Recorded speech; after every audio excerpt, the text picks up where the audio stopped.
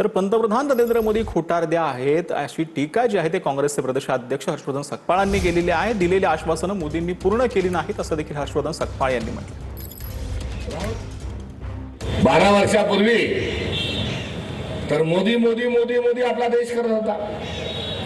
आपल्या देशामध्ये राहुल गांधी सारखा एक प्रामाणिक माणूस जो आहे त्या बिचाऱ्या आमच्या नेत्याला पप्पू पप्पू पप्पू म्हणत होते।